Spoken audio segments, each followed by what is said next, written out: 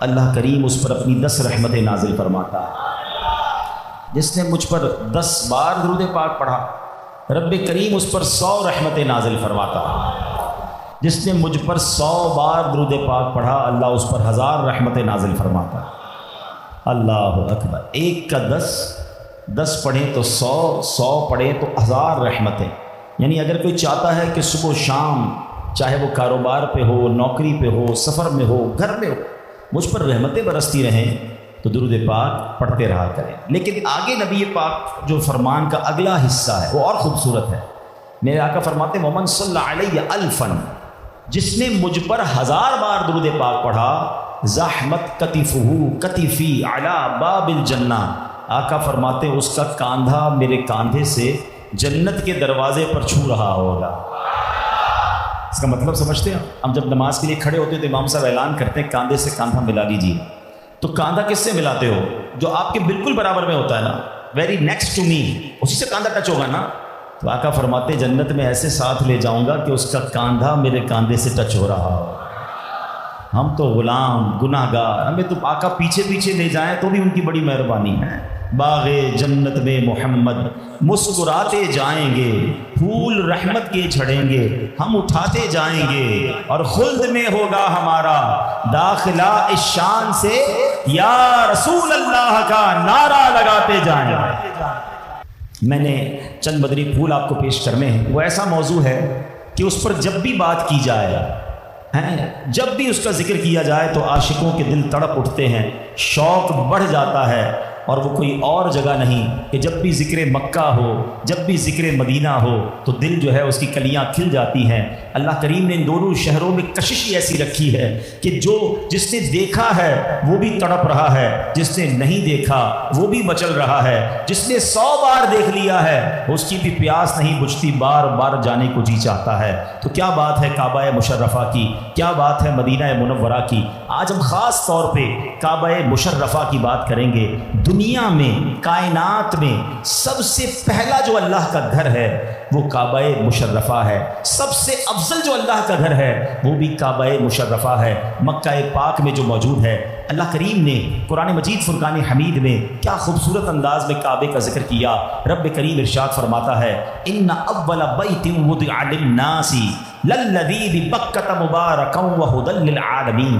اللہ فرماتا ہے بے شک سب سے پہلا گھر جو لوگوں کی عبادت کے لیے بنایا گیا وہ ہے جو مکے میں ہے، برکت والا ہے اور سارے جہان والوں کے لیے ہدایت ہے۔ فیہ آیات بینات مقام ابراہیم، اللہ فرماتا ہے اور اس میں کھلی نشانیاں ہیں ابراہیم کہ کھڑے ہونے کی جگہ ہے۔ ومن دخلہ کان آمنا، فرمایا جو اس میں داخل ہو گیا امن والا ہو گیا۔ وللہ علی الناس حج البیت من استطاع الیہ سبیلا، اللہ فرماتا ہے اور اللہ کے لیے لوگوں پر اس گھر کا حج کرنا فرض ہے جو اس تک پہنچنے کی طاقت رکھتا ہو۔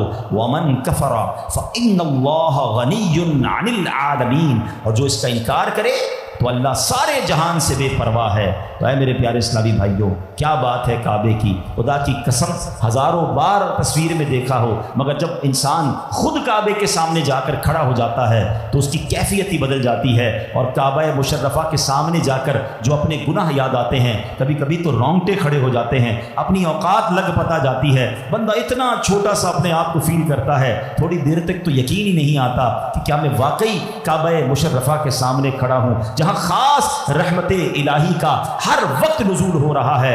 اور سبحان اللہ، یاد رہے کہ کعبہ مشرفہ پر جب پہلی نظر پڑتی ہے تو جو دعا مانگی جائے وہ دعا قبول ہو جاتی ہے۔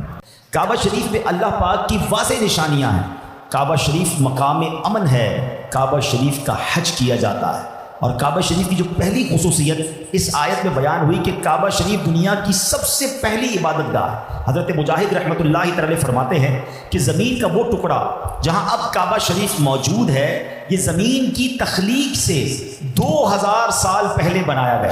یعنی ابھی زمین نہیں بنی تھی, اس سے پہلے یہ پیس آف دا لینڈ, یہ جو جگہ ہے, جو کعبہ ہے, یہ زمین کی تخلیق سے بھی 2000 سال پہلے بنایا گیا.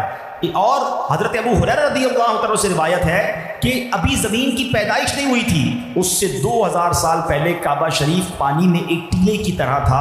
یہاں 2 فرشتے اللہ پاک کی تسبیح کرتے تھے. پھر جب اللہ پاک نے زمین کی پیدائش کا ارادہ فرمایا تو اسی ٹیلے سے زمین کو پھیلا دیا. یعنی معلوم یہ ہوا زمین پر پہلا گھر ہونا تو بات کی بات ہے, کعبہ شریف پوری دنیا کی اصل ہے, اور زمین کا یہ ٹکڑا سب سے پہلے پیدا کیا گیا, اسی سے تمام زمین پھیلائی گئی. یعنی یہ جس زمین پر ہم رہ رہے ہیں نا, اس کی ابتدا, اس کی سٹارٹ جو ہے یہ کعبہ مشرفہ کے اس پیس آف دا لینڈ, اس زمین کے ٹکڑے سے ہوتی ہے.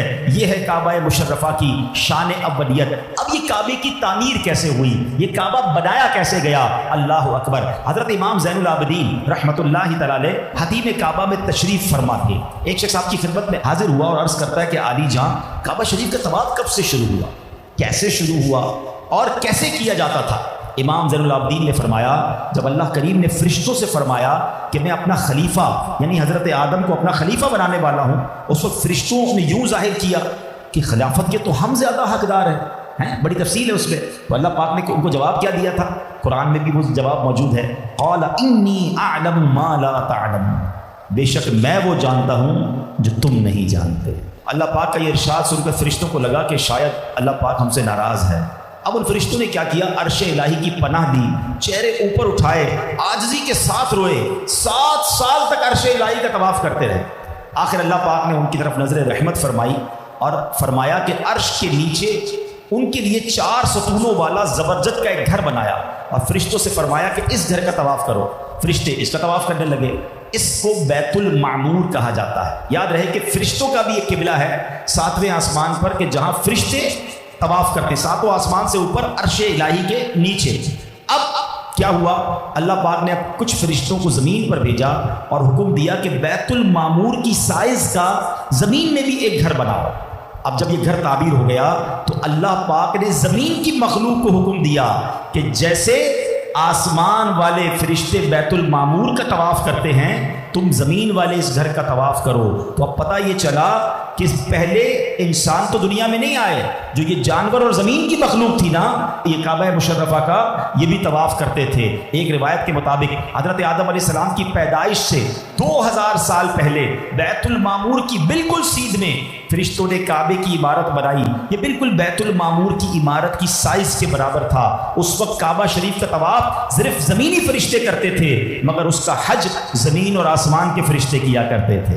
یعنی حضرت آدم آئے نہیں ہیں, انسان اس دنیا میں نہیں ہے, کعبہ بن چکا ہے اور فرشتے اس کا طواف کر رہے ہیں, فرشتے اس کا حج کر رہے ہیں. تو پتہ چلا کہ یہ کعبہ مشرفہ اتنی قدیم عمارت ہے اور اتنی مبارک عمارت ہے. اچھا, پھر ایک وقت ایسا آیا کہ کعبہ مشرفہ چلتا رہا, حضرت آدم نے بھی پھر اس کی تعمیر کی, اس کے بعد لوگ اس کا حج کرنے آتے, طواف کرتے تھے.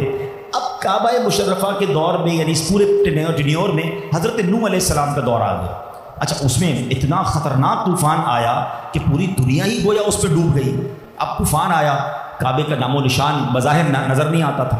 اب حضرت ابراہیم کا دور ہے, حضرت ابراہیم خلیل اللہ علیہ نبینا علیہ الصلوۃ والسلام. اللہ اکبر, کیا کمال کی ہستی ہے. آپ یقین کریں سارے نبیوں کو ضرور پڑھیں, اور سب سے زیادہ تو ہمیں ہمارے آقا جناب رسول اللہ صلی اللہ علیہ وسلم کی سیرت کو پڑھنا چاہیے. مگر نبی پاک کی سیرت کے بعد سب سے زیادہ جس کی سیرت کو پڑھنے کی حاجت ہے نا, وہ حضرت ابراہیم علیہ الصلوۃ والسلام. اللہ اکبر, امیزنگ پرسنالٹی.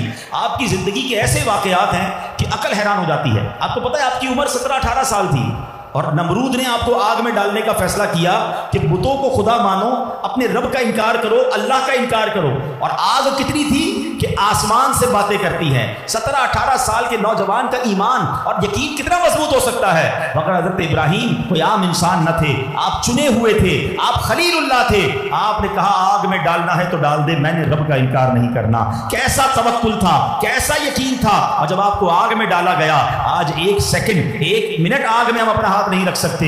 हजरत इब्राहीम 40 दिन तक उस आग में रहे और जब बाहर निकलते हैं तो आपका बाल भी बीका नहीं होता है, आप बिल्कुल सही सलामत निकलते हैं, क्योंकि वजह यह होती है कि रब ने अपने खलील के लिए उस आग को बाग बना दिया, उस आग को गुलजार बना दिया। अल्लाह अकबर। नौजवानी से ही इम्तिहान जारी हैं, मगर आप क्या कमाल की पर्सनालिटी हैं कि हर इम्तिहान में खड़े रहते हैं। और सुभान अल्लाह, शायर मशरिक ने क्या कमाल की बात की। हमारे सामने भी कभी कभी बड़ी आग आ जाती है, कभी गमों की आग, कभी महंगाई की आग, कभी टेंशन, कभी कोई परेशानी, कभी कोई मुश्किल, मगर हमारा यकीन अल्लाह पर कमजोर हो जाता है।